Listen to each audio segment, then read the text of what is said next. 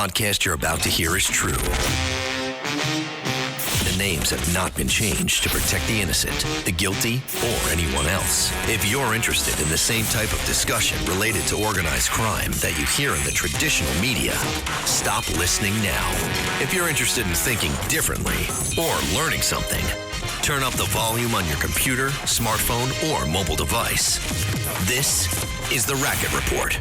Here's Frank Morano. I'm Frank Morano. Welcome to The Racket Report, the podcast that takes you inside the world of organized crime from every perspective. And in previous editions, we have spoken with victims of organized crime, and we've spoken certainly with a lot of journalists who've covered the issue of organized crime. However, our next guest kind of fits the description of somebody that was a family member of a victim of organized crime, and also is an incredible journalist, but did a really, really remarkable piece that at times reads like a thriller novel and at other times a historical documentary exploring the incredible world of not only her family history, but of the mafia in Wisconsin.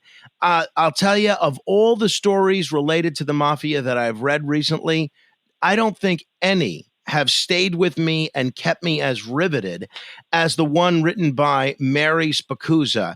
The headline being, "My cousin was killed by a car bomb in Milwaukee. A mob boss was the top suspect. Now I'm looking for answers."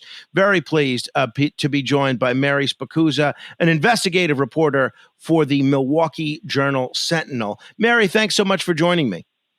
Thanks for having me, Frank. So before we discuss this story and the incredible amount of work that you must have put into it and the incredible amount of time, tell folks a little bit about your job with the Milwaukee Journal Sentinel. What kind of stories do you typically report on? So I'm an investigative reporter with Milwaukee Journal Sentinel, but my background is really more in political reporting. Since I moved back to Wisconsin in 2009, I covered the state capitol, I covered City Hall, and I am not typically doing first-person pieces, so this was a very different experience for me. Oh, I can imagine. So what did you know? This piece deals with your cousin. Technically, I guess it's your father's first cousin, so it's your first cousin once removed. It deals with your cousin and your cousin's death in the 1970s. Growing up, what did you know about your cousin's death and the circumstances surrounding it? Virtually nothing. I was 4 years old when he was killed. He was car bombed. And it was something that my family just did not and would not talk about. So I heard almost nothing about it. I remember my father would say things like, don't fall in with the wrong crowd. You know what happened to Cousin Augie. Don't gamble. You don't want to end up like Cousin Augie. You don't talk back to the wrong person. You know what happened to Cousin Augie. And I was like, I don't know what happened to Cousin Augie because he won't tell us. I could tell it was something bad, and I could tell it was something he didn't want to talk about. And it was clearly like on his mind, but it was not something that the family would ever discuss. And which, if you know Italian families and you know like Italian family reunions or uncles and aunts, like you get together and it's just everybody talking about everything, talking over each other. And I heard so many different family stories about my grandparents and relatives, but I don't remember the name Augie Palmisano ever being even uttered. So this was very much a verboten subject among your family. Did you get the sense that it was because they were embarrassed or because they wanted to protect you somehow about some unsavory aspects of life and maybe even your family history?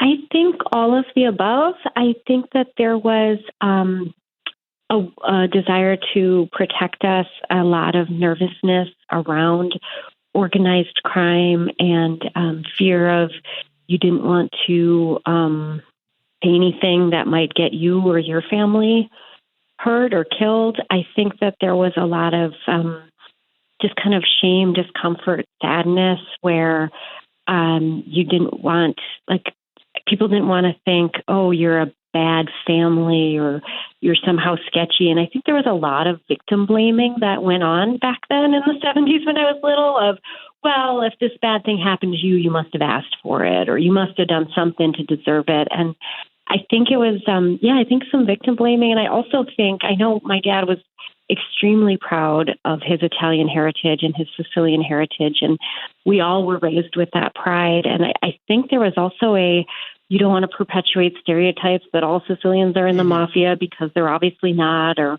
all Sicilians are somehow gangsters, which they're obviously not. And so I think sometimes people just weren't sure how to talk about it. And so the default was just silence.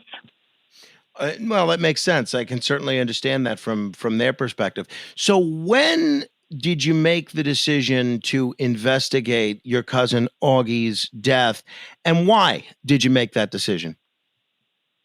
It was kind of a long time coming. I think I remember watching the news when I was a young girl or maybe preteen, and hearing them talking about my cousin and my cousin's murder and running into the kitchen and being like, Mom, they're talking about cousin Augie on the news. And her face just kind of fell because she looked kind of horrified that and I wasn't excited that they were talking about his murder. I was just like, oh my gosh, this relative that I know nothing about is on the news, or they're talking about him on the news. But then again, it kind of fell back to silence. And then I was going to school and studying journalism at one point, and some of my classmates said, have you ever thought about, like you've mentioned your cousin a few times, have you ever thought about making a documentary or researching that? And it was just kind of like, oh God, no, I would, not that. Like I can ask questions to strangers about anything, but I can't ask my family about that. And then I tried asking, I tried asking my father and my aunt, my last surviving aunt of, my dad was the youngest of 13, and she didn't want to talk about it either. And then she passed away. And I think I started to get worried that as a lot of the old timers or the people who knew those stories were dying, that the stories would die with them. And I didn't want that to happen. I'm kind of kicking myself for not bringing a recorder and, bringing it to family reunions with me, because I could have gotten so many great stories on tape. But I kind of felt like it was now or never. And when you think of some of the guys who investigated organized crime back in the day, the Joe Pistones and the Donnie Brascos, and they're not going to be around forever either. I hope they are. I hope they live for a lot longer. But kind of wanted to talk to them while I still could. Oh, no, I can understand that. I want to ask you about the Joe Pistone aspect of this, which I think is just so fascinating. In general, I realize this is a lengthy answer, but in terms of bullet points, what'd you find out? What'd you find out about your cousin Augie's killing, namely why he died? So there were different theories about why he died. I think it was, again, kind of an all of the above. I think that there was kind of a long time family tension between his family, the Palmazanos, and the Balistrieri family, dating back to a wedding that the Palmazanos did not want to happen. That happened, and it kind of severed some family relationships because there were concerns about the family he was married, that Augie's brother was marrying into. So I think there was kind of a long time, deep-seated, simmering resentment and frustration there towards, between those families. I think Augie also was, he was a produce vendor. He was a tavern owner, but he was also a bookmaker and a gambler and convicted gambler. But I think he kind of, he was very much a hustler, very hardworking. But I also think he was not a yes man. He was not somebody who was going to kiss anybody's ring and kowtow. And that is very much what the crime boss of Milwaukee wanted, was somebody to, if he went to them and said, hey, you're gambling or you're running a tavern, I want 20% of your profits, I want 30% of your profits. I think Augie, I'm not going to repeat what he said, but I don't, because I don't want to curse, but I think he basically told him to go jump in the lake. Not quite those words, but basically like that's not happening. And I think when there was an attempt to kill one of his best friends, and there was a car bomb placed in the car of one of his best friends. And I think Augie was very outspoken about what he thought of that attempt and the people who tried it. He was a very fiercely loyal friend and loyal person. And again, he was not being silent with his disdain for the crime boss of Milwaukee at the time. And I think all of those things contributed to his car bombing. But I think I'm trying to remember that, he didn't murder himself. And from what I've heard of the crime boss at the time, a man named Frank Balistreri, he was somebody who did want people, he wanted yes men. He wanted people to do as they were told. And some of the people I interviewed he's not had high praise from many of the people that I've interviewed. And some people said, he wanted to use Augie as an example of what happens if you don't listen to me. And multiple people said it was they described it as an overkill bomb, that it was a bomb to send a message. It wasn't just a quiet assassination in an alley with a gun with silencers. It was a massive explosion that could have killed a lot more people. You mentioned Frank Balistreri, who's a pretty interesting figure in the history of mafiadom, which we'll come back to in a moment. What was the official story from law enforcement regarding Augie's death? Was his murder considered officially unsolved for all these decades? And is it still considered officially unsolved? It is. Yes, that's how I was able to get the Milwaukee Police Department homicide investigation. They keep records on all unsolved homicides, and this is still unsolved. So I was able to get all of those records with redactions, but it's pretty wild, some of the records and the people they talked to. And I was only able to get into about half of it, or maybe a fourth of it in my story. So hopefully we'll be able to do a podcast and explore some of the other avenues they went down. Now, you mentioned Frank Balistreri. For people that don't know, he was the crime boss of the Milwaukee crime family from the early 60s to the mid-1990s. And in the 70s and 80s was really a central figure in the skimming of Las Vegas casinos. And yes, it doesn't sound like there's any doubt in your mind that Frank Balistreri was responsible for your cousin Augie's death. I'd obviously be open to hearing to somebody else with a different theory on what had happened, but everybody I spoke to basically said there was one person who could order a car bombing in Milwaukee at that time, and that was him. And you think in terms of motive... But just to clarify, again, nobody's been convicted. Sorry. Understood. Yeah. But in terms of motive, it was primarily to send a message about defying Balistreri and the Milwaukee mob. And I think, to silence somebody who was criticizing him over attempting to kill his best friend and refusing to give him a cut of his gambling profits. What's been the reaction? I think he did call him a name to his face, too, which probably did not go over very well. Sure. What's been the reaction from law enforcement to your piece since you published it? Has there been any talk of something like, I don't know, maybe reopening the investigation, or has there been any sort of official response from local or even federal law enforcement? The investigation, as far as Milwaukee Police Department's homicide investigation, that is still technically open, or it was never closed.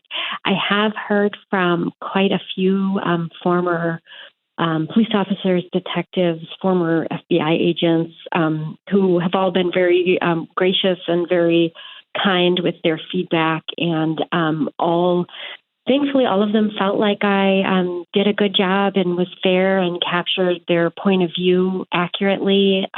Nobody's called for any errors or any corrections, thankfully, or said there were any errors to the story, which is always, as a journalist, a great thing to hear. I've been pretty overwhelmed by the reaction. I am still trying to keep up with the dozens of emails and voicemails and notes that I've gotten about the story.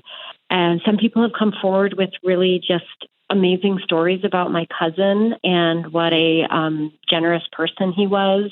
One man contacted me who's a lawyer now, but he was a little boy whose father passed away unexpectedly when he was quite young.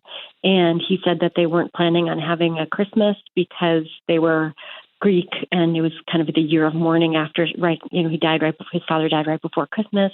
And Augie apparently showed up and surprised them on their doorstep with a Christmas tree and said to his mom, every boy needs a Christmas tree.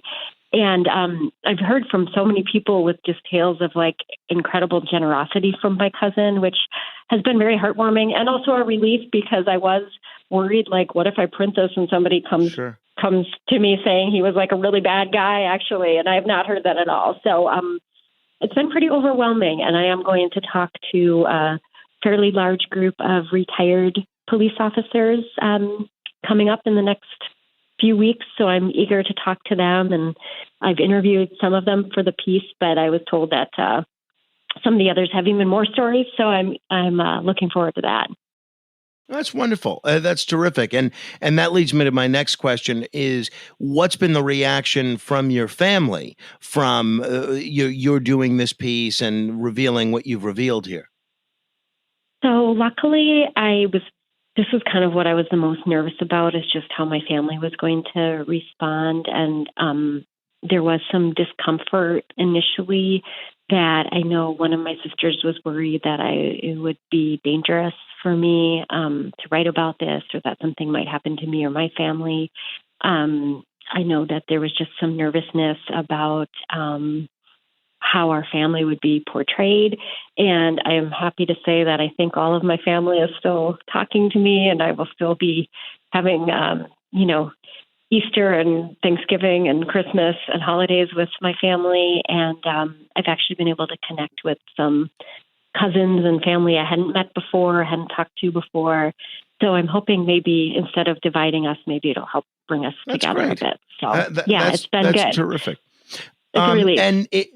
And are you hoping that law enforcement kind of reopens this investigation? I know it was technically never closed, but maybe makes determining the outcome of this more of a priority than it's been since the 70s? I'd love for more information to come out. It is interesting. I've heard from quite a few people who said, when I was first questioned, I was too nervous to say anything, but, I'm maybe older now, or I've had health conditions and feel more comfortable talking about what they knew or know. So hopefully some more information will come forward, but I guess stay tuned. I'm not entirely sure. And just so folks know, Frank Balistreri and maybe any others that may have played a role in your cousin's killing. What became of Frank Balistreri? So Frank went on. He was very involved in casino skimming from Las Vegas casinos, particularly with Alan Glick and the Stardust and that whole situation. So after he was never convicted of any murder charges. It was always more tax evasion, extortion, gambling. He did go to Kansas City after he was convicted in Milwaukee and was convicted. Or I think actually in that case, in the casino skimming case, I think he pled guilty because he had already been convicted on charges here. So he ended up going to prison, and then he was released in, I want to say 1991, because he was having some health problems. And then he passed away in Milwaukee in 1993. So he has passed away. A lot of the, kind of main players at the time, like his enforcer or his right-hand man, he has also passed away. Frank's oldest son, Joe, has died. So quite a few people since then, it was a long time ago. So quite a few of them have died, but not everybody. There are still people around with stories to tell.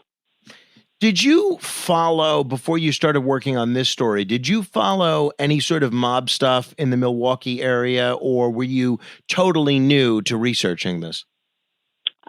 Pretty much totally new to researching this. And I took my dad so seriously when he would say, like, don't fall in with the wrong crowd, that I don't think I ever saw a movie about the mafia or organized crime until, I want to say, maybe when I was turning 30 or had just turned 30. I was going to Sicily to report on an attempt to build the world's longest suspension bridge over the Strait of Messina, and concerns that some of the money would go kind of fall into the hands of organized crime. And so many people said to me, like, that scene in The Godfather or that line in The Godfather, and I'd look at them with like a blank face and have no idea what they were talking about because I hadn't seen The Godfather. And so finally I watched it, and it gave me like horrible nightmares that night. I had a nightmare that I was like basically some kind of mafia lackey.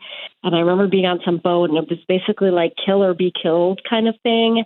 And I was like, God, this seems really miserable. And so I tried to read the book, which I know is a classic, but it just freaked me out that I can't even remember if I ever finished it. But other people have said, like, oh, how The Godfather 2 was as good as The Godfather. And I'm like, I haven't seen it. Or Goodfellas, like people have, and again, I'm like a blank slate where I really know nothing.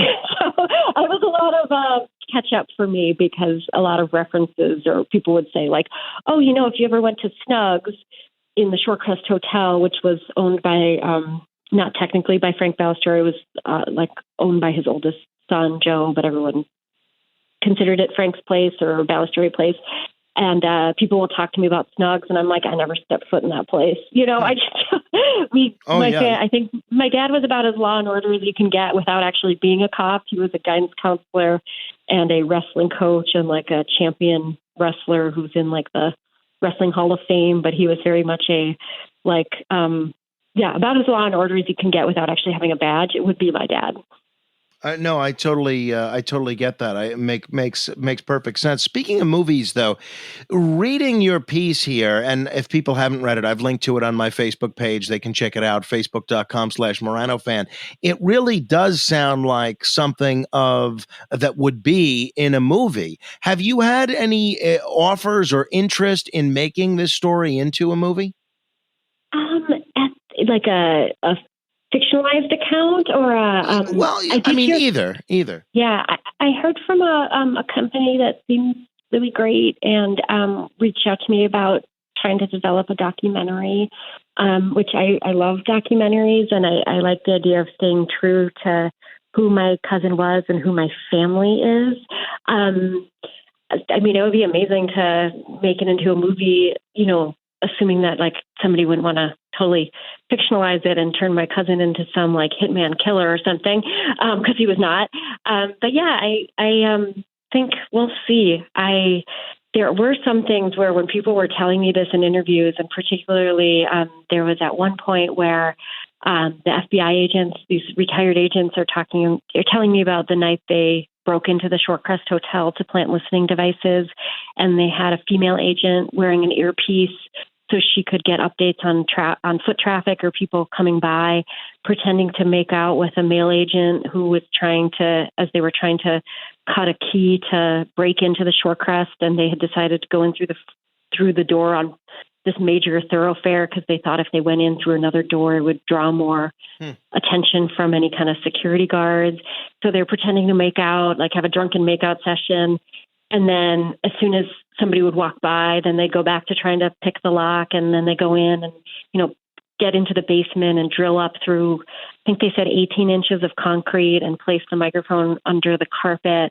And they're all excited, and they turn it on, and then they realize it was in the wrong place and they couldn't hear anything. So they had to like break back in and do it all again. And I was like, that sounds like a movie. Are you kidding me?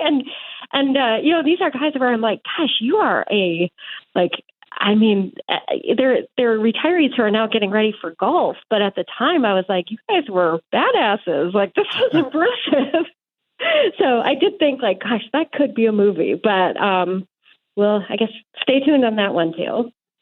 It sounds like you definitely got quite an education on Milwaukee mafia history. Educate us a little bit. What did you learn, for instance, about the significance of the Third Ward? Okay, so I grew up hearing very G-rated stories of the Third Ward, and the Third Ward is an amazing neighborhood in Milwaukee that is right along downtown. It's just like on the south end of downtown, and it's beautiful. It's amazing. I heard stories growing up about Grandpa Spicuzza, who my uncle and others in my family used to call the Banana King, and others would say, like, "Are you related to the Banana King?" And I was like, "Yes." So he came from Sicily, and like many Sicilians, got into the produce vending business and started with a push cart and would walk around the city selling fruits and vegetables, and then worked his way up to a horse and wagon. I think his horse was named Dick, and they would walk around, and then he worked up to getting trucks and then expanded from there. And he had a cousin who was also a Spicuzza who's in the fruit business as well. And it was like almost a 24/7 operation, and very tight quarters. A ton of Sicilian immigrants moved there and Italian immigrants moved there after there was a big fire where it had been an Irish neighborhood nicknamed the Bloody Third. I think it had a lot of drunken brawls back then, but this fire kind of cleared it out. So because it wasn't super expensive or desirable property at the time, the Sicilian immigrants and Italian immigrants moved in, and it was very much a working class, almost 24/7 kind of produce coming in and out all hours of the day and night on what was known as Commission Row.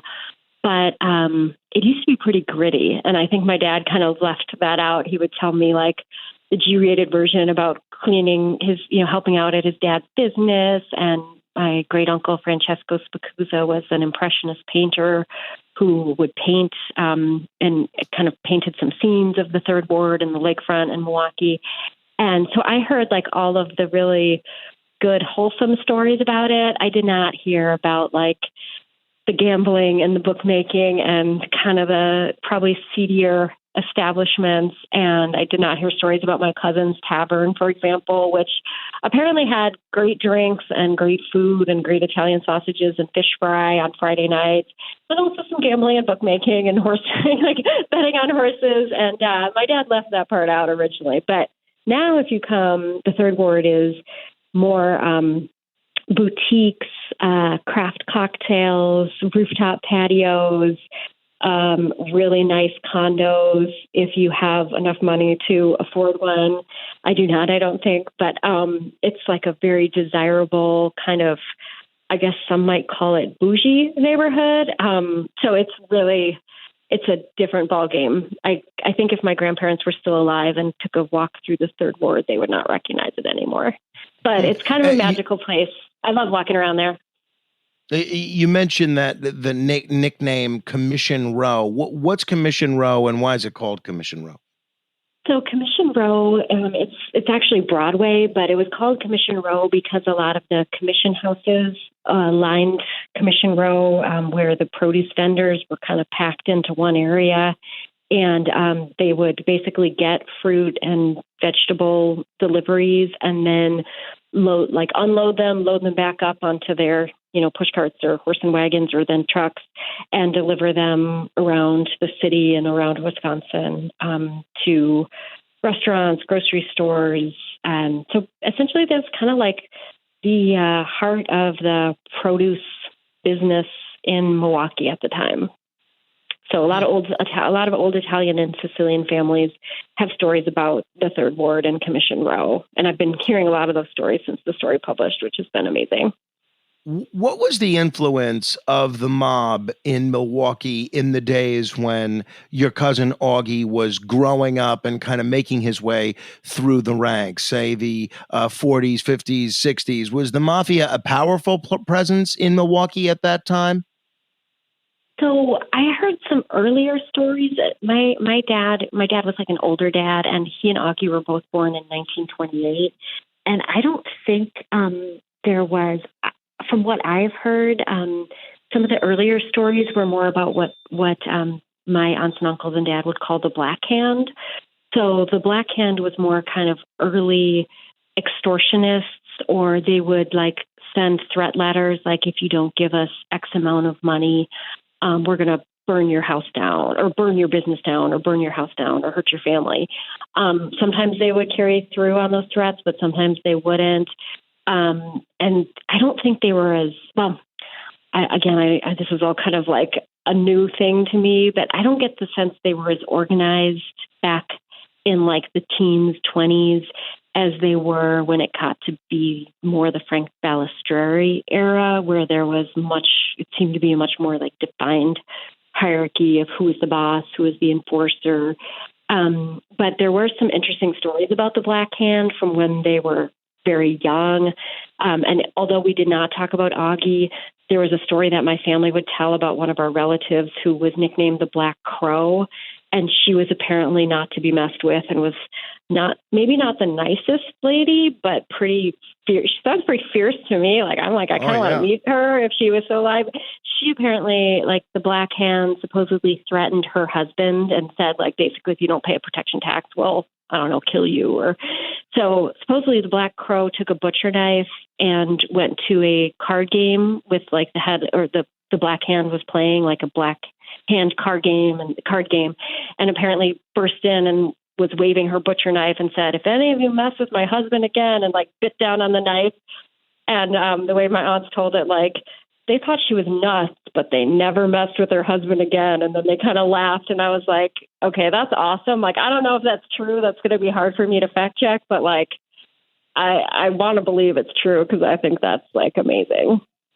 But that was more the early days of, so I think that was like more the teens, 20s, 30s. I think later on, the 50s, 60s, 70s, 80s was where it was pretty organized. And I even like Frank Balistreri's father-in-law, who had been the boss before him, it sounds like even he was kind of like, in some of the fights that they had wiretapped, he was trying to get him to not kill so many people and not want to kill so many people. And they had fights about it where at one point Frank said like, oh no, I'm not going to change my ways. And this isn't a direct quote, but he essentially said, no, I want to kill more people. I wish I had. I think at one point he said he wished he had like a cemetery or a crematorium to make things easier.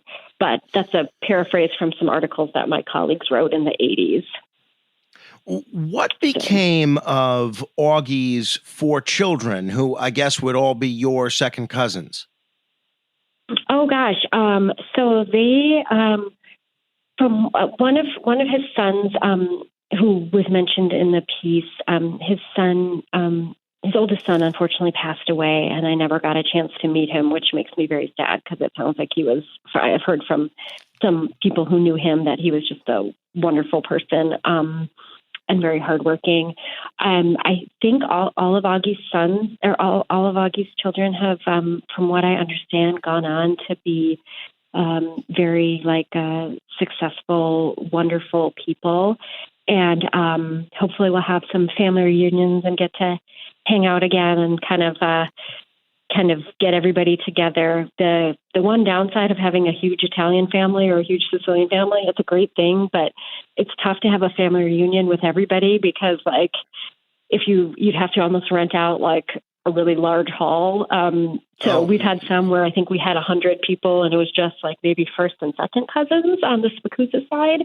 But I'm hoping that we can get everybody together and have like a Spicuzza and Palmisano family reunion at some point and bring together my grandma's and grandpa's sides. Well, that would be great. And you got to keep us posted on that. You mentioned a lot of the events that you're talking about here. Obviously, the murder took place in 1978, and a lot of the events that led up to the murder took place in the 60s and 70s. It was not as if all of the news articles about mob stuff it was back then like it is now, just put up online and you could go to Google and type in a search term and then just go back and research how certain events unfolded.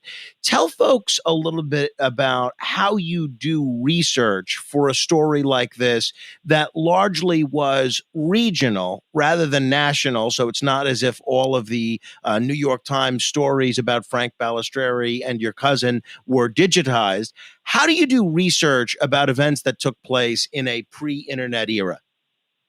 Yeah, so I started out, I was not sure I was going to even do the story, but I figured before I did anything, I should file a records request, like a FOIA request, a Freedom of Information Act request to the FBI to see what they had on my cousin. So I went ahead and filed that. And then that was, I want to say 2019. And then since I work at the Milwaukee Journal Sentinel, obviously 2020 was a pretty busy year for news. And it was kind of an all hands on deck situation covering the pandemic. So at some point I got a disc of records and didn't even open it for a really long time because kind of felt like the world was on fire and we were all trying to cover everything. And then I was helping with election coverage in 2020. So I was pretty busy. And it almost felt like, oh gosh, this feels like such a self-indulgent, self-absorbed, maybe this isn't the right time to be doing this. And so I don't think I even looked at those records until I want to say it was 2021 because I just was so buried in other work. And I think I was a little scared of what I would find too, where again, because there was such an information void, I was like, what if I find out my cousin killed people or was a hitman or something horrible? And thankfully that didn't happen, but I just didn't know what I was going to find. And I was a little nervous about it. So I think it was a combination of busyness and nervousness where it took me a while to get around to it. And before I did anything, I also wanted to talk to my siblings, which part of why this was the hardest story I've ever done is I've never had to go to my siblings to get permission for them to do this. And I had, at one point, somebody I worked with who isn't at the paper anymore, but he said well, if your siblings are against it, you're still going to do the story, right? And I was like, oh, you're not from an Italian family, are you? If your siblings, I was like, no, I am not going to do the story if my siblings are against it. No way. I am not going to, if somebody says, if one of my siblings had said, please don't do this, or I don't want you to do this, I can't imagine doing it anyway. So luckily all of them were, there were some concerns, but mostly supportive and, they've put up with me for this long. So I guess they've put up with me a little more, but they all were really great and really thoughtful and generous with their time, even telling stories. We kind of compared stories about what we heard because we all heard the, don't talk back to the wrong person, don't fall in with the wrong crowd kind of stuff, but we heard different snippets. And at one point, one of my sisters said that my dad told her that he said basically Augie was a gambler, he wasn't a gangster.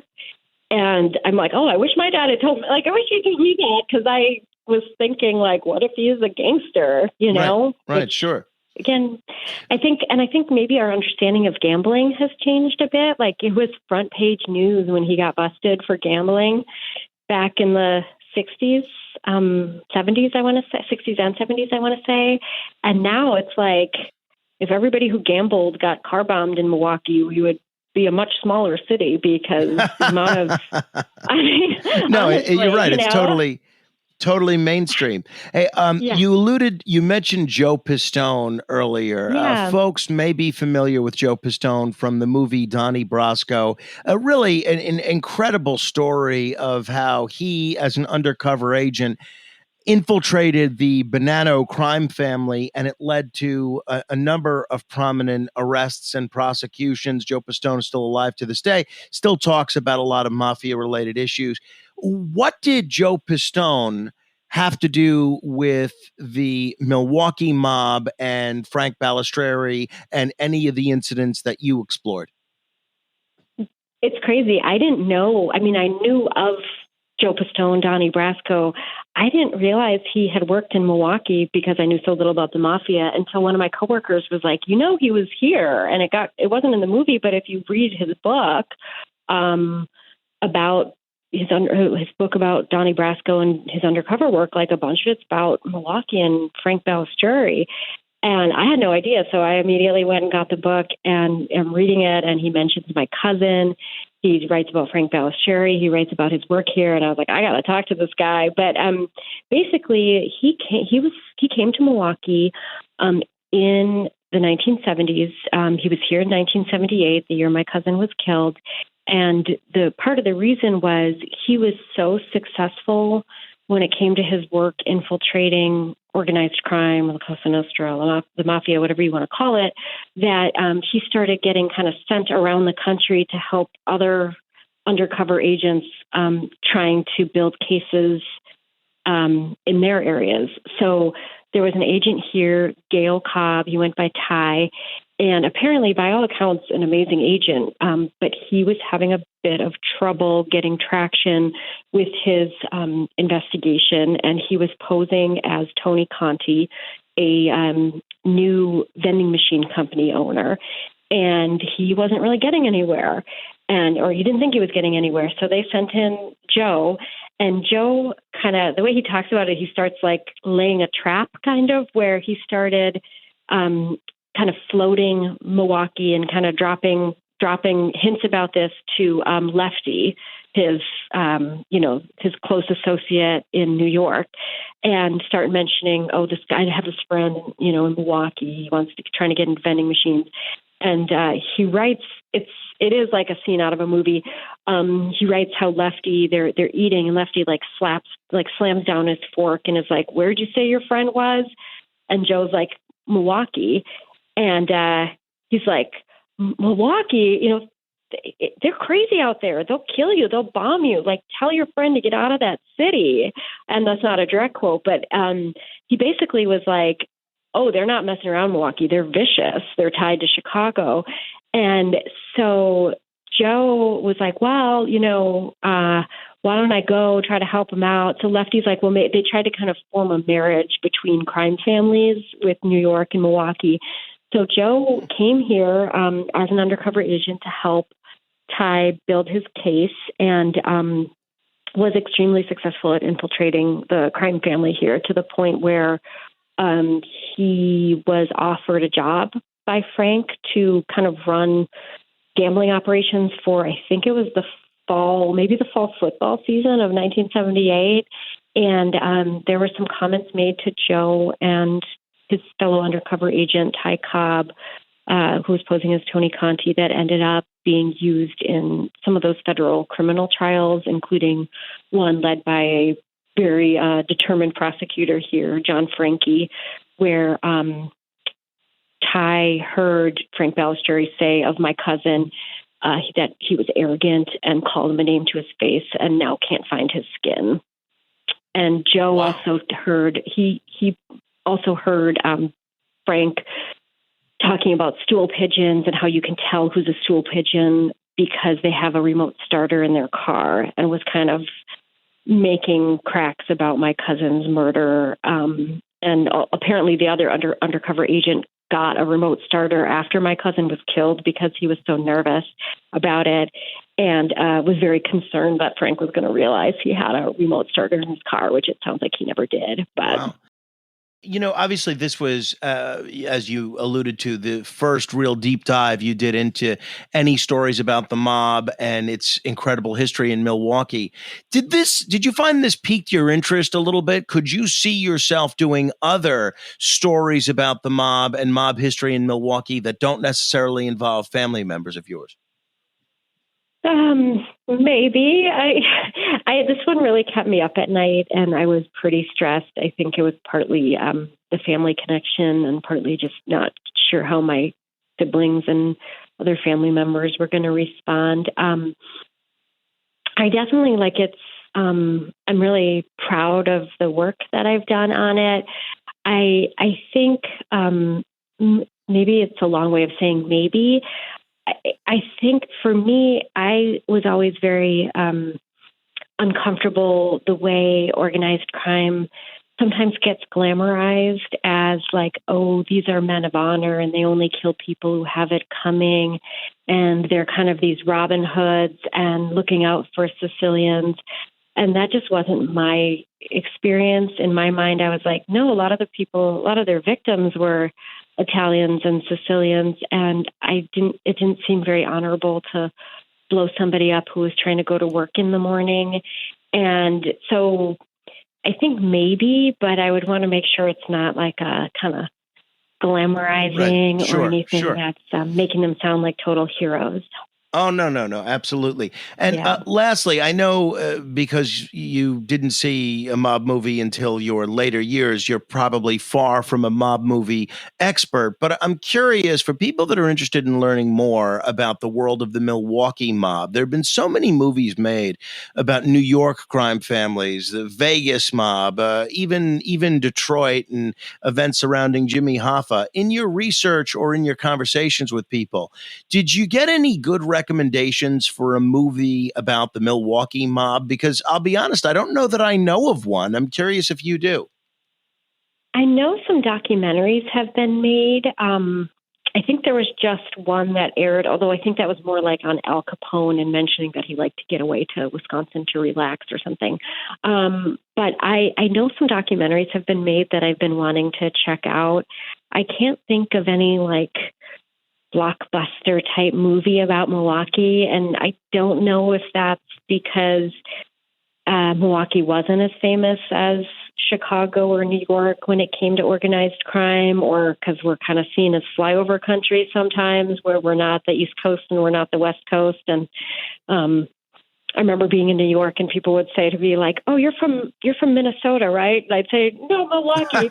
And then they'd say, "Oh, Michigan, right?" Like that, and they could never remember where I was from. And so finally I started saying, "I'm from near Chicago," and then they'd remember near Chicago. So maybe that's part of it, is that people kind of forget about little old Milwaukee here, but we're a great city. So maybe there'll be more movies made about us in the future, not just organized crime, but who knows? I'm a big Happy Days fan and a Laverne and Shirley fan. So I Milwaukee has nothing but fond memories in terms of the pop culture and its place in my brain. Hey, Mary, I really enjoyed the conversation. Thanks so much, and congratulations on a terrific story. And if people haven't read it yet, again, the headline is "My Cousin Was Killed by a Car Bomb in Milwaukee. A Mob Boss Was the Top Suspect. Now I'm Looking for Answers." And you could check out all of Mary's work in the Milwaukee Journal Sentinel. Mary, I hope we can talk again. I hope so too. Thanks so much, Frank. Thank you. If somebody sent you this podcast, hopefully you will subscribe. Just look for the Racket Report on any podcast app, and do us a favor. Feel free to send this along to someone else. You can also give us a 5-star rating on any podcast service and a nice review. It'll really help spread the visibility of the podcast. And if you want to offer any feedback on any portion of our discussion, you can email me. My email is frank.morano. That's frank.morano at wabcradio.com. Until the next time we meet in cyberspace, I'll see you on the radio.